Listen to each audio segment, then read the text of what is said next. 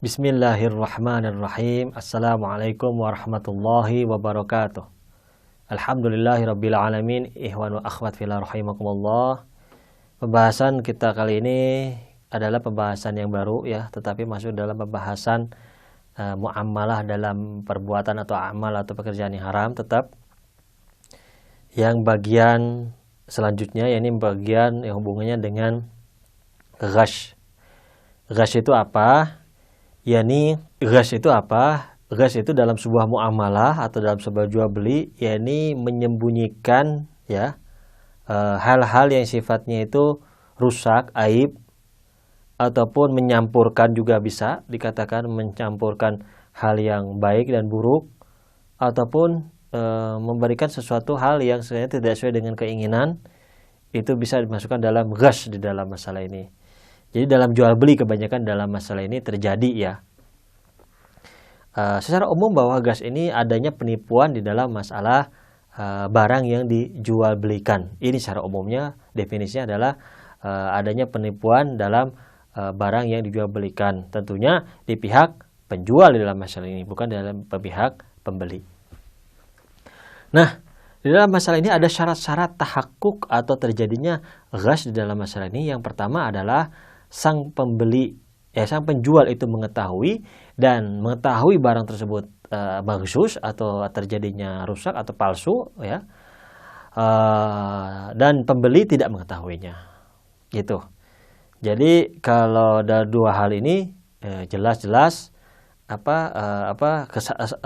kalau dua atau hal tersebut terjadi, yakni penjual mengetahui dan pembeli tidak mengetahui, maka itu masuk dalam kategori ghash dan haram hukumnya dan batil dalam masalah ini.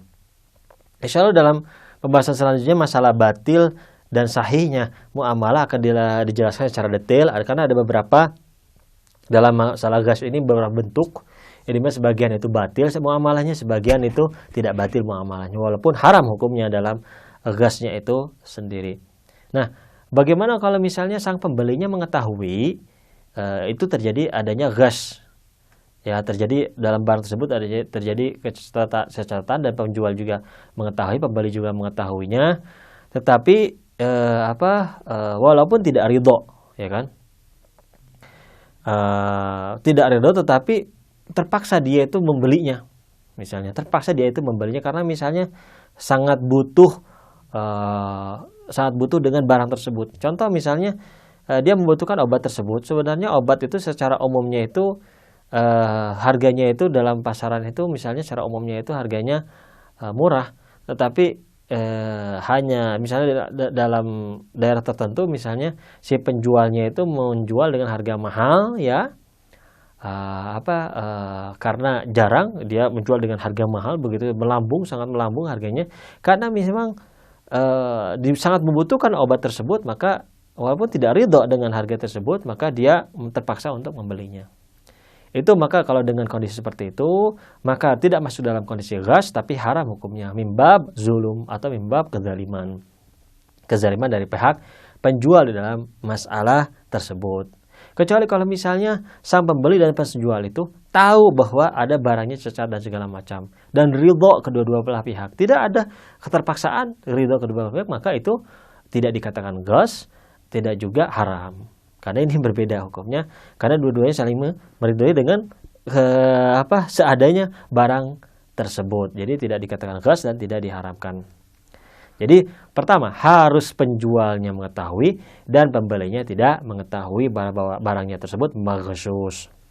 Yang kedua adalah mastur, artinya barang tersebut atau hal yang dijual tersebut itu tersembunyi. Maghsusnya atau kesesatan atau kerusakan ataupun ketercampuran dengan yang tidak baik ataupun kecacatannya itu tertutup, artinya tertutup, tidak terbuka. Jadi kalau maksyuf, kalau terbuka ya, walaupun misalnya ibaratnya si penjualnya itu tidak menjelaskannya atau menutupinya, tapi jelas-jelas barang tersebut terbuka, si penjualnya bisa melihatnya, ya kan? Maka kalau barang tersebut terbuka, maka ini tidak dikatakan magsus atau tidak dikatakan ghas di sana. Jadi tidak batil muamalahnya, tetap karena si pembeli tahu dan melihat kecacatan barang tersebut, itu tidak menjadi masalah. Tapi kalau misalnya tersembunyi dan penjualnya tidak menjelaskan, disembunyikan dan tidak dilihat, tidak terlihat misalnya barang tersebut ada kecacatannya dan segala macam, maka itu termasuk ghas di dalam masalah ini. Di dalam masalah mastur atau ketersembunyian kecacatan atau hal yang dikatakan ghas di situ, itu ada dua bentuk atau dua kondisi. Kadang kita melihat misalnya kondisinya bisa diteliti dengan mudah, ya bisa diteliti dengan mudah kecacatannya atau kekurangannya, ya kan? Tapi tetap ditutupi. Misalnya di dalam masalah ini, misalnya penjual, ya, misalnya dari sana penjual itu menampakkan buah apelnya yang bagus. Di belakangnya misalnya ada yang buruk-buruknya, misalnya. Kan itu secara mudah bisa diteliti sebenarnya, ya kan? Tetapi ini pun termasuk ghas di sini. Artinya sang penjual itu untuk menutupi kecacatan buah tersebut ditutupi dengan yang bagusnya di luar, itu tetap masuk ghas di dalam masalah ini. Dan yang kedua, ditelitinya susah. Atau tidak ada cukup waktu untuk diteliti kecacatannya, ini pun termasuk dalam ghas. Jadi dua kondisi ini, walaupun mudah untuk diteliti ataupun tidak mudah untuk diteliti, maka kedua-duanya kalau ditutupi oleh penjual, ya, dan pembeli tidak mengetahuinya, maka itu termasuk ghas. Itu syarat kedua. Ini syarat pertama tadi di dalam masalah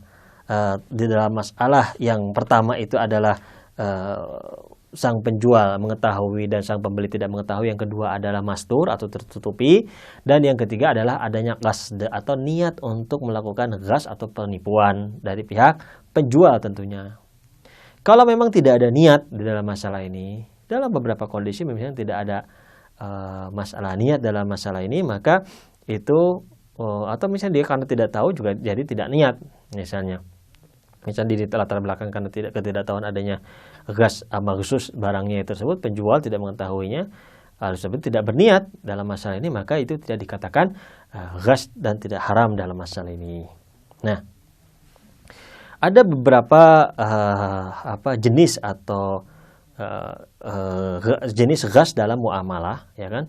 Beberapa jenis yang perlu kita sebutkan dalam masalah ini karena bentuknya berbeda-beda, jadi jenisnya berbeda-beda. Gitu. Misalnya kita kelompokkan di dalam masalah ini ada 5 jenis, ya, ada 5 jenis dalam masalah ghas ini. Ghas yang pertama, misalnya jenis yang pertama itu mencampurkan antara yang antara yang baik dan yang buruk, ataupun mencampurkan sesuatu dengan selainnya. Jadi yang pertama itu pencampuran tersebut ada 2 bentuk. Yang pertama mencampurkan yang baik dengan yang buruk, misalnya gandum baik dengan gandum yang buruk, atau beras baik dengan beras yang buruk. Yang kedua itu mencampurkan dengan selain beras, misalnya beras dengan pasir, supaya berat timbangannya 1 kilo atau 2 kilo, misalnya sesuai dengan keinginan pada pembeli.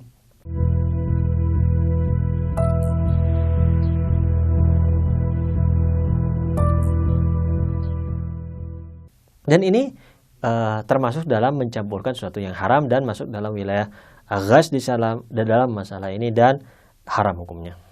Nah, ini yang pertama. Yang kedua, misalnya adanya kecacatan atau kekurangan di dalam barang tersebut dan ditutupi. Ya. Jadi kecacatan tersebut ditutupi.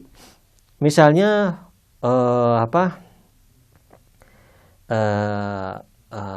mobil misalnya ditutupi kecacatan-cacatannya, misalnya diganti sesuatunya tapi tidak diganti, misalnya karena ada cacat di situ, diganti, ditutupi, ya, walaupun dan dikatakan bahwa mobil ini baru, padahal mobil ini ada mobil yang sudah tabrakan misalnya, tapi diganti beberapa halnya, itu namanya ditutupi.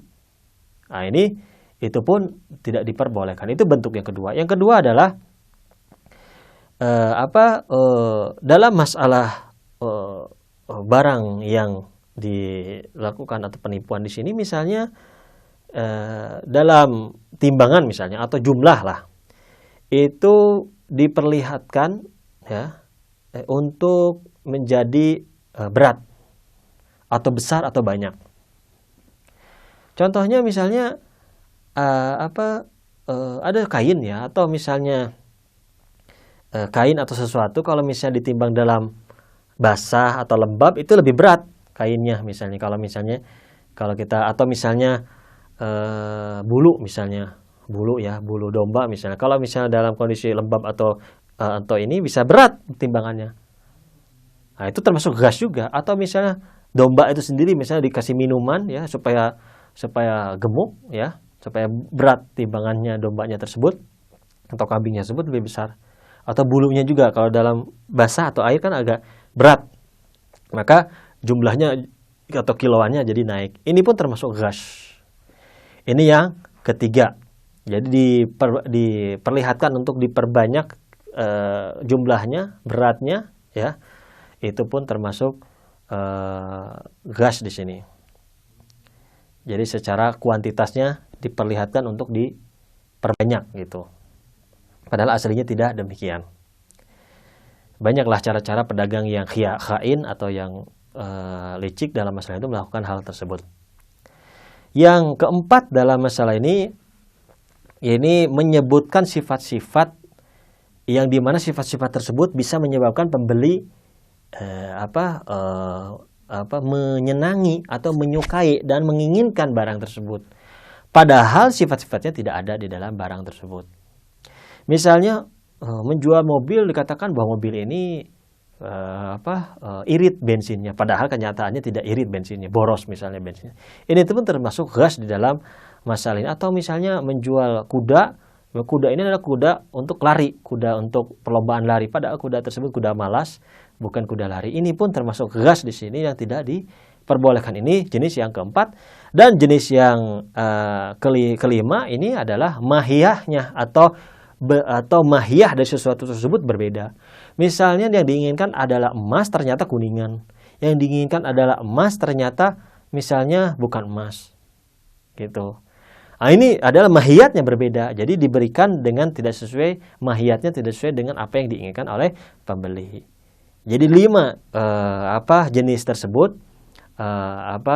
Yang pertama adalah percampuran, yang kedua adalah yang ditutupi aibnya, yang ketiga adalah diperbanyak kuantitasnya, dan yang keempat adalah sifat yang menunjukkan atau yang sifat yang tidak ada yang ditunjukkan supaya pembeli menyukainya, dan yang kelima adalah sesuatu yang diberikan tidak sesuai dengan mahiyahnya. Itu 5 bentuk tersebut termasuk gas, dan insya Allah dalam pembahasan selanjutnya kita akan bahas pembahasan yang sama, tetapi perlengkapan dari pembahasan gas tersebut yang akan membahas mengenai masalah hukum-hukum atau bagaimana kondisi hukum terhadap muamalah yang maksud sesuai dengan jenis-jenisnya, karena kadang batil, kadang tidak batil secara muamalah. Itu saja mungkin pembahasan dari pertemuan dan pelajaran kita kali ini. Insya Allah dalam pertemuan dan pelajaran selanjutnya kita akan melanjutkannya. Wabillahi taufiq wal hidayah wal inayah. Wassalamualaikum warahmatullahi wabarakatuh.